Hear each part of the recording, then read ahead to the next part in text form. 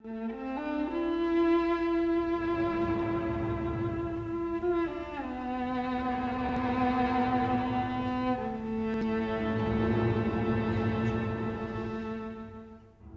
бывает, рождаются тучи и сгущаются грозно в одну, чтобы молнией вспыхнуть летучей, чтобы гром сотрясал вышину.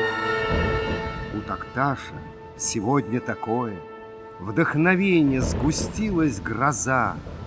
Воздух резко он рубит рукою, и блестят молодые глаза.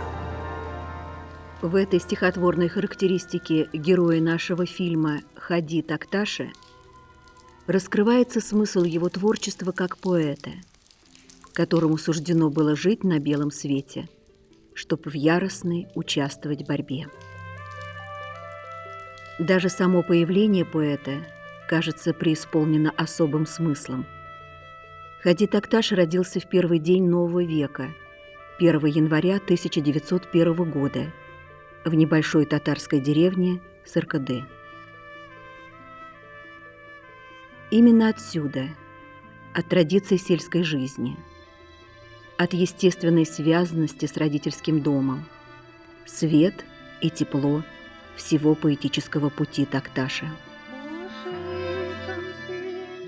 Вижу я будто самым краешком глаз тот незапамятный край, точно таинственный рай, недоступный рай, где горят голубые огни, и на самом почетном месте этого рая висит моя колыбель. Качай меня, мама, качай. Эх, вьюга зимняя, выла на поле вчера еще, тонкий и стройный сегодня к нам март пришел. Слушаю мартовский ветер, снега пожирающий, эх, хорошо. Дело весеннее, пахнет маем. Нам не бывать у зимы в плену, в северных зимних лесах вечную сделаем мы весну. Вот я опять, голубоглазый малыш, на крохотных ножках ковылять учусь понемножку. С прутиком в тонкой ручонке через порог перелез впервые, и храбро во дворик выбрался я поутру, гусят погонять хочу. А гусята пушистые, славные, такие беленькие, забавные, в перевалку бегают по двору. И за ними, махая прутиком, весело я бегу на заплетающихся ножонках. Бегу, бегу, никак догнать не могу. Богатейшая фантазия у Ходи проявлялась уже в детстве. На всю деревню славился он, как выдумщик. Придумки, из-за которых ему доставалось много тумаков, не были сплошь небылицами.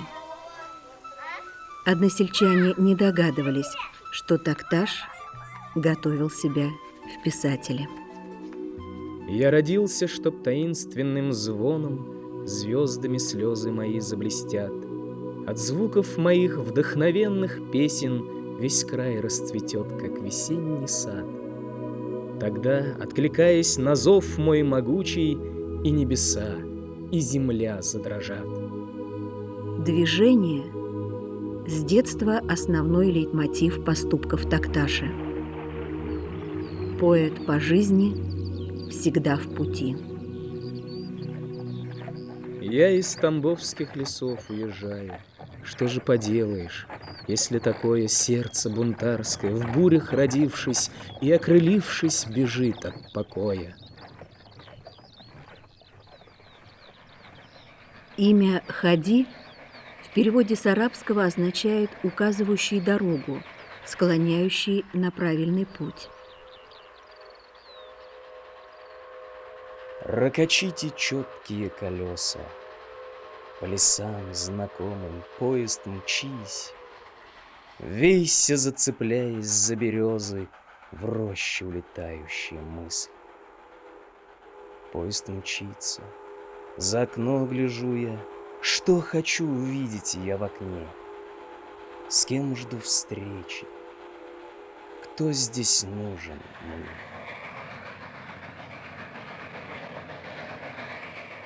Стремление юноши к самообразованию приводит его к решению уехать в Среднюю Азию. Здесь и начинаются его трудовые будни.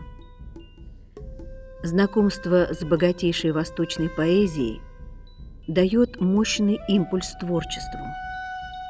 Токташ пишет свои первые стихи. Первая мировая война. Время не балует поэта. Возмужание Токташа происходит очень быстро. Он тонко чувствует ускоряющийся исторический поток, трагичность жизни начала XX века.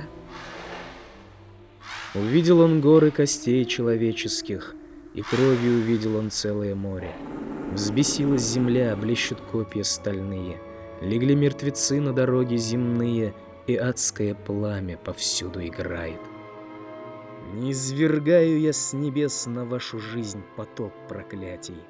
Обманчив, сытый ваш покой, я никогда не успокоюсь, и всюду вас настигнет мой ночной негромкий страшный голос. О, паразиты, я бунтую против вас, и страшные огни я зажигаю. Стою на огнедышащей горе, и идола вашего, и мир ваш я ввергаю в пылание великого огня. Эти стихи не просто юношеский романтизм. Токташ не следует литературной моде. Таким было время, сам воздух переменной эпохи. Стряхнем мы старинные ветхие грузы, избавимся мы от смертельной обузы. Вы слышите? Новый мы путь начинаем, путь к вечному солнцу, к великим огням. Наступает эпоха социальных перемен. Рушатся прогнившие устои российской жизни. Токташ окрылен идеями нового времени. Мы победим, мы шар земной руками мощными возьмем, и по дорогам всей земли мы с нашим знаменем пройдем. Рождение нового не может не звать поэта идти дальше, стремиться в будущее. Он едет в Москву, где поэзия в то время становится как бы частью бурлящей жизни. На него большое впечатление производят поэтические искания Есенина, Маяковского.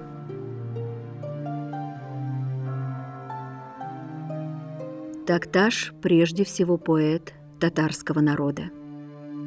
В 1922 году, как комета, врывается он в поэтическую жизнь Казани. Творческая среда сразу же принимает поэта.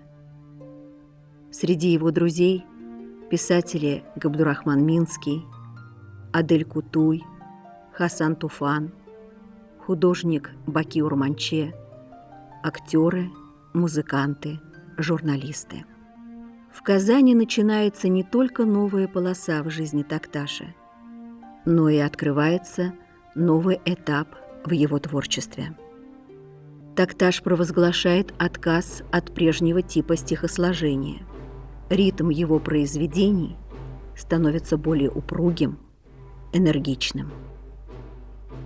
Мой материал — дожди, бураны, зори, вечера. Мой материал — и ты, и я, и тот, и этот. Все мы, кто бурю выдержал, все входят в эту тему. Все горячей сияет солнце. Там поток лучей заполнил площади, очнулась вся земля, и улицы волнуются, и я симфонию внимаю бытия. Оркестр из струн сердец, из эха смеха, звона стали, из вдохов, стонов, из гудков, из миллионов голосов. Такой оркестр на улицах вот этих давным-давно уже начался, и потому иду я симфонию слышать бытия. Новаторство Хади Такташа не только в попытках придумать новые формы, но и в необычной естественности самовыражения, в вольном течении мыслей и чувств.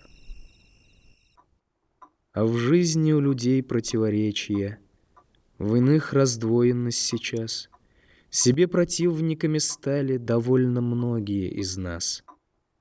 Порою старые привычки, обычай старый, старый взгляд, рождению нового сознания еще преградою стоят.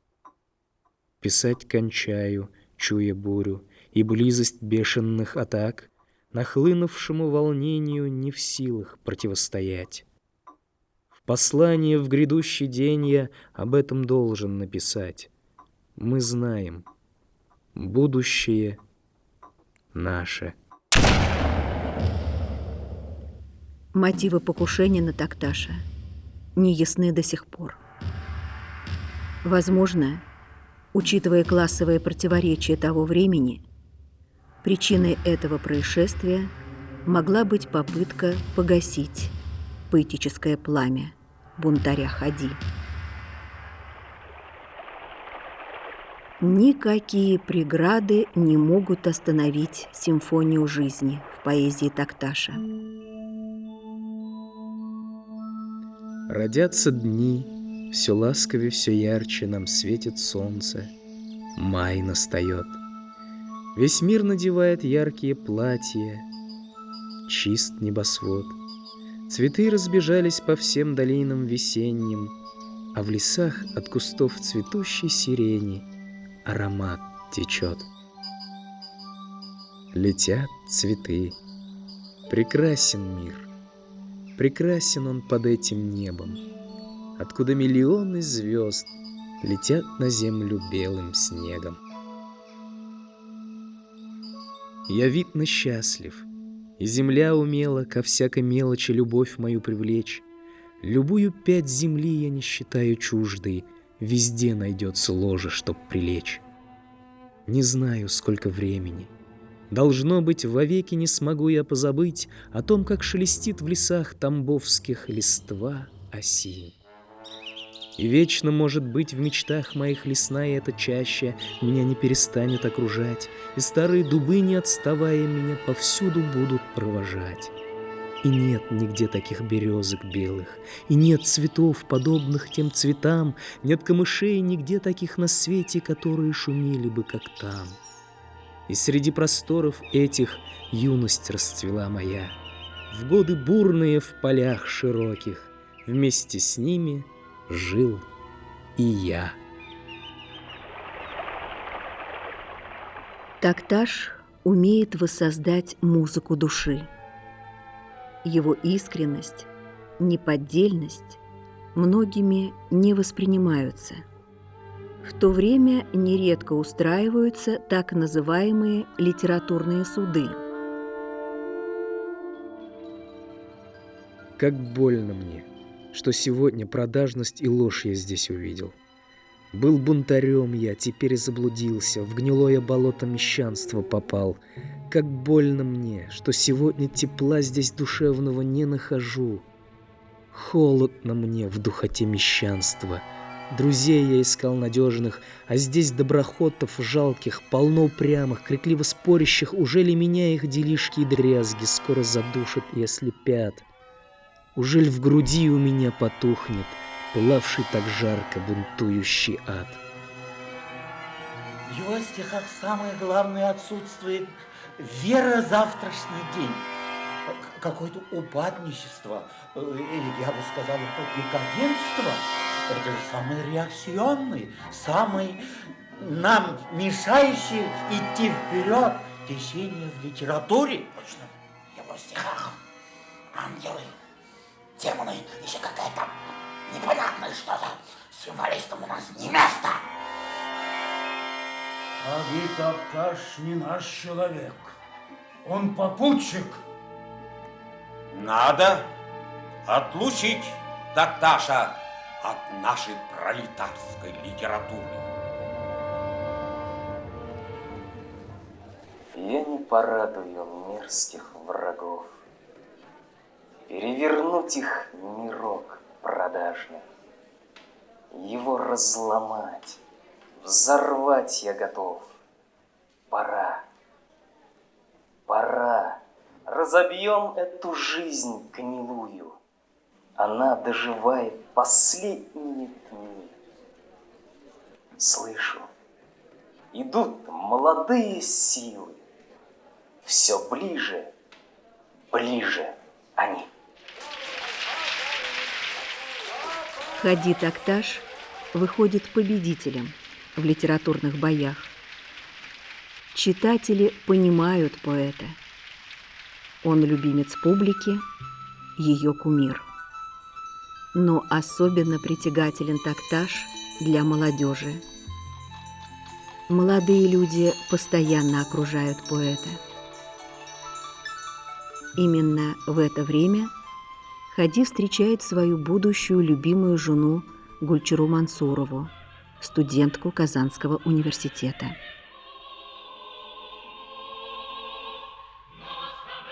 Тема любви не обходит ни одного поэта. У Такташа она по-особому благоуханна, романтична, музыкальна.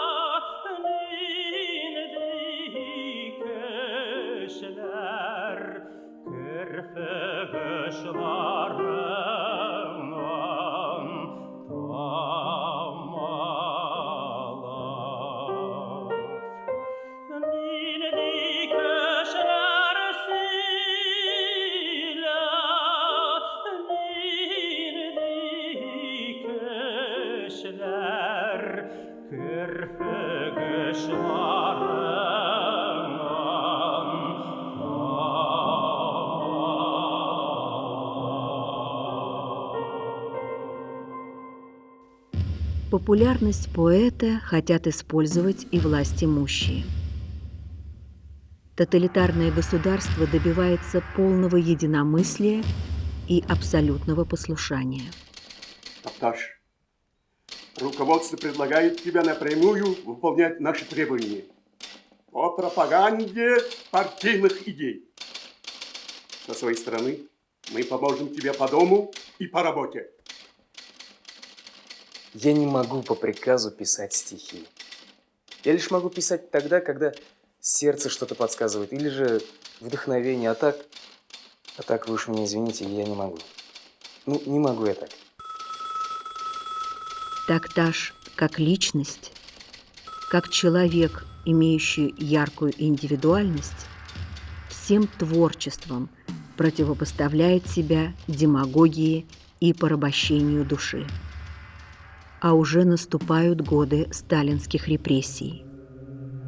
Многие знакомые Хади Такташа через несколько лет исчезнут за тюремными воротами.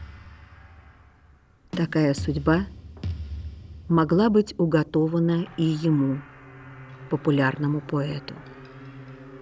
Пройдут тяжелые года, и люди нашего столетия забудутся. И повторять не будете порывов наших, не ими будете пылать.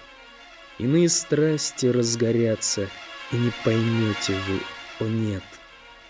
всех внутренних противоречий, людей великих наших лет.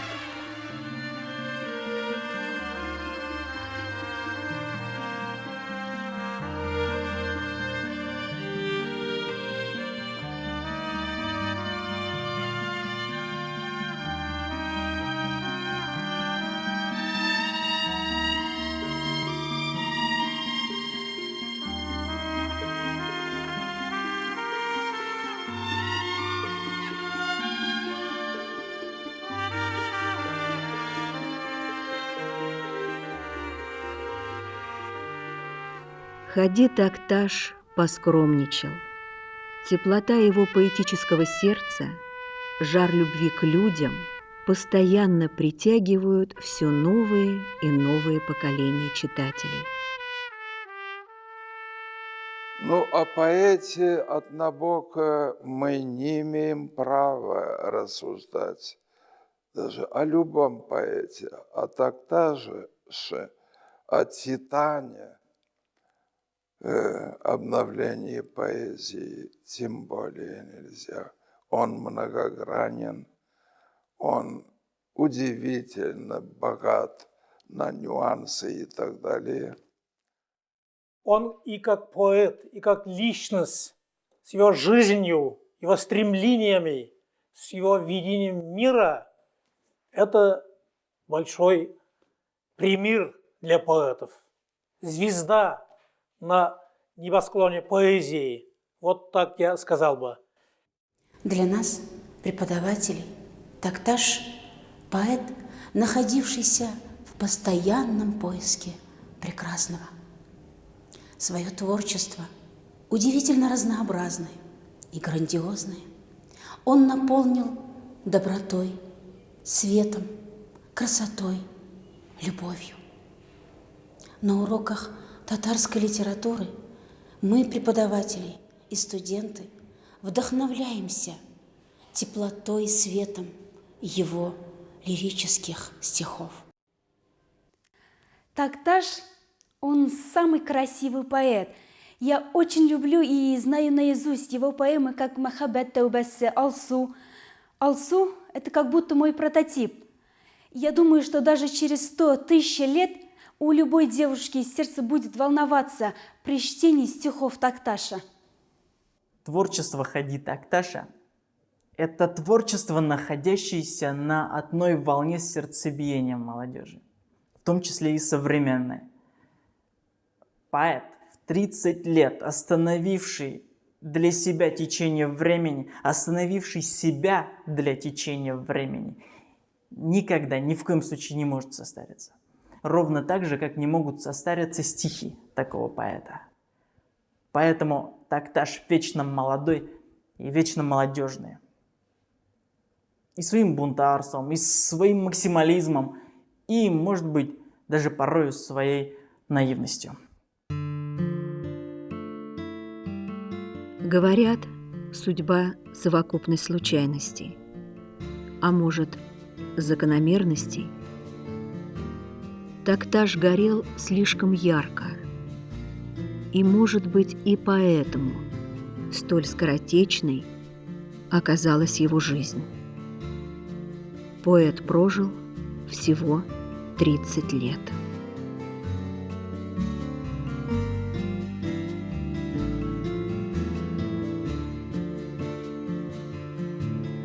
Если б мой след на груди земли впечатался так, что остаться бы смог, и в небо строчками огневыми мой песенный голос подняться бы смог, тогда бы потомки, прочтя мои песни, сказали: гляньте, когда-то встарь и вправду здесь проходил, распевая, гений в лаптях, веселый бунтарь.